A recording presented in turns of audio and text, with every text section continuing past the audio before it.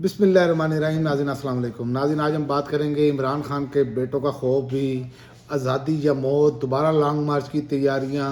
اب ماحول جو ہے وہ بالکل تبدیل ہونے جا رہا ہے۔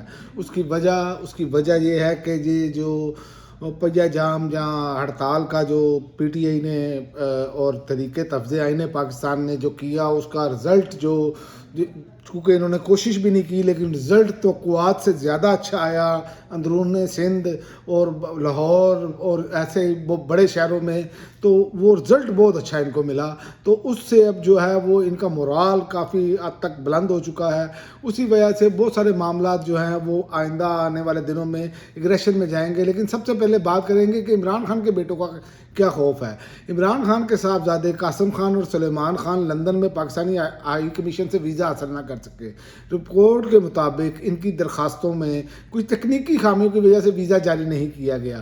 انہیں گزشتہ ماہ ویزا کے لیے درخواست دی تھی۔ انہوں نے لندن سے سفارتی ذرائع نے بتایا کہ ویزا درخواستیں ابھی تک اسلام آباد میں وزارت داخلہ کے متعلقہ سیکشن میں زیر التواء ہیں۔ اس کی وجہ یہ بتائی گئی ہے کہ درخواست گزاروں نے مطلوبہ معلومات کی فراہمی میں دلچسپی نہیں لی، حالانکہ ان درخواستوں میں موجود خامیوں کو دور کرنے کے لیے کہا گیا تھا، جس پر انہوں نے عمل درآمد نہیں کیا۔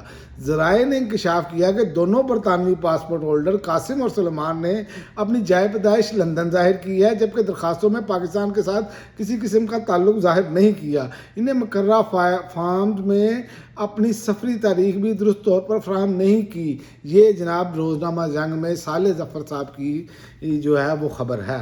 تو آپ یہیں سے اندازہ لگا لیں کہ عمران خان کے بیٹوں کو ویزا دینے سے خوف ہے، عمران خان کی ملاقاتیں کروانے سے خوف ہے، عمران خان کے معالجین سے ملانے کا خوف ہے، اور دوسری جانب جو ہے وہ لانگ مارچ کی تیاریاں شروع ہو چکی ہیں۔ لانگ مارچ کی تیاری جو ہے وہ آج سہیل افریدی نے باقاعدہ کنٹینر بھی دکھایا گیا، اور اس کے علاوہ پشاور میں کنٹینر مکمل تیار ہے اور جس پر لکھا ہے آزادی یا موت۔ اس پر کسی بھی وقت یہ بیٹھ سکتے ہیں۔ اس ٹرک کی ڈرائیونگ سیٹ پر سہیل افریدی بیٹھے گا، یہ شاہد خٹک کا کہنا ہے، اور عید کے بعد لانگ مارچ کا امکان ہے، کیونکہ اس کی وجہ یہ ہے کہ جس طرح عمران خان کے ساتھ رویہ رکھا گیا ہے، ناروا سلوک رکھا گیا ہے، اب پی ٹی آئی کی جو قیادت ہے ان پر دباؤ بہت زیادہ ہے، لوگ عوام کا، سوشل میڈیا کا، کیونکہ عمران خان کو قید تنہائی میں مسلسل رکھا گیا ہے، اور ان کے معالجین سے اور باقی ان کی فیملیز سے، ان کے وکلاء سے ملاقاتیں کرنے کی اجازت نہیں ہے۔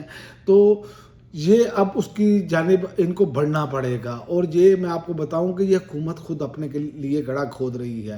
اور دوسری جو خبر ہے کہ عمران خان کی جیل میں موجودہ حالت اور انہیں فراہم سہولیات کی رپورٹ طلب کی گئی ہے۔ آپ اندازہ کریں یہ کچھ چیزوں کی ملیہ رہتے ہیں، رپورٹ طلب کر لی ہے۔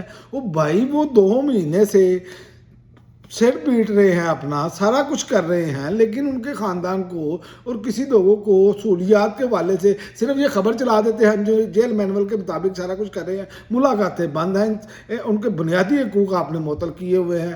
سپریم کورٹ نے سابق وزیر اعظم عمران خان کی جیل میں موجودہ حالت اور انہیں فراہم سہولیات کی رپورٹ طلب کر لی ہے۔ عمران خان کے جیل میں موجودہ حالت اور انہیں دی گئی سہولیات سے متعلق رپورٹ طلب کی ہے۔ اس سلسلے میں جسٹس یحییٰ افریدی کی سربراہی میں 2 رکنی بینچ نے تحریری آرڈر بھی جاری کر دیا ہے۔ تاہم سپریم کورٹ کی طرف سے پاکستان تحریک انصاف کے بانی چیئرمین عمران خان سے فوری ملاقات کی استدعا مسترد کر دی ہے۔ اب یہیں سے آپ اندازہ لگا لیں کہ انہوں نے انصاف کیا دینا ہے۔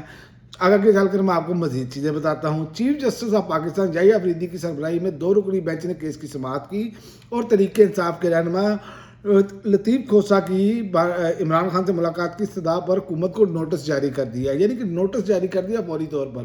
اور آج عمران خان کے جو سپریم کورٹ نے لگنے والے کیسز ضمانت دینے والے نہیں تھے، یہ بڑی بات قوم کو جو ہے یہ دکھایا جا رہا ہے کہ عمران خان کے تو کیسز لگ گئے ہیں، اور یہ کیسز جو ہیں یہ پنجاب حکومت کی طرف سے ضمانت منسوخی کے لیے دائر کی گئی اپیلیں تھی۔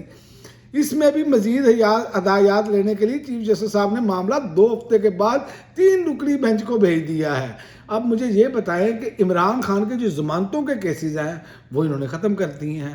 اسی طرح جو جیل رولز وہ اپنا سپریم کورٹ کے رولز کے مطابق جو 70 سال کے بندے کو تھا کہ ترجیح بنیادوں پر کیس سنے جائیں گے وہ 80 سال عمر کر دی ہے.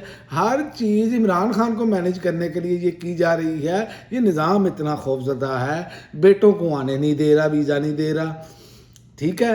اور اسی طرح ہر حوالے سے ملاقاتیں ساری بند کی ہوئی ہیں. لیکن آپ دیکھیں کہ جیل میں بیٹھا بندہ کتنا تگڑا ہے کہ اس کے کاز کے لیے ایک کال دی گئی 9 فروری کی جو اس میں آپ دیکھیں کہ انہوں نے بسنت رکھ لی. حالانکہ بسنت 14 کے بعد رکھی جاتی ہے، 14 فروری کے بعد. لیکن جو صورتحال ان کی ہے وہ خوف اتنا زیادہ ہے کہ یہ اپنے خوف کے سائے تلے دبتے چلے جا رہے ہیں. اور دوسرا معیشت سب سے بڑا مسئلہ ہے جو ابھی تک ان سے سنبھالا نہیں جا رہا. جبکہ یحییٰ آفریدی صاحب عمران خان کی فیملی کی ملاقات نہیں کروا سکے ابھی تک، اور اب کیا وکلا کو ہدایات لینے کے لیے ملاقات کروا سکیں گے؟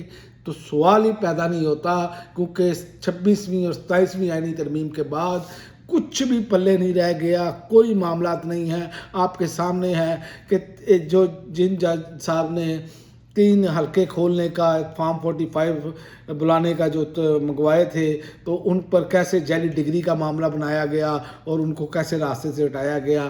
یہ نظام کسی بھی حد تک گر سکتا ہے اور گرتا چلا جا رہا ہے، لیکن انہیں پاکستان کی پرواہ نظر نہیں آ رہی. اور دوسری جانب تحریک انصاف کے پاس بھی اب اور کوئی راستہ نہیں رہ گیا. سارے دروازے، یہ آخری دروازہ ہے سپریم کورٹ والا جو یہ کھٹکھٹا رہے ہیں. میرا خیال ہے کہ عید کے بعد والا جو ان کی تیاری ہے وہ اس پر ان کو عمل درآمد کرنا پڑے گا، ورنہ پھر سہیل آفریدی والا بھی حال جو ہے وہ مجھے اچھا نظر نہیں آ رہا، کیونکہ تنقید کی زد میں یہ آ چکے ہیں. اب لوگوں نے، چونکہ لوگ کہتے ہیں کہ ہم نے ووٹ دیا تھا عمران خان کی رہائی کے لیے، اس کے لیے کیا کیا؟ یہ رہائی سے اب رسائی تک جو رک گئے ہیں، اس لیے یہ تنقید کی زد میں ہے. دیکھتے ہیں آئندہ آنے والے دنوں میں کیا ہوتا ہے. لیکن پلاننگ یہی بتا رہی ہے کہ عید کے بعد جو ہے، یہ رمضان المبارک کے بعد یہ ماحول جو ہے وہ انتہائی گرم ہو جائے گا، اور حکومت کے لیے اب آگے معاملات کو اسی طرح ٹیکل کرنا مشکل ہوتا چلا جائے گا. اب تک کے لیے ناظرین اتنا ہی. اگلی ویڈیو تک اجازت دیں. اللہ حافظ.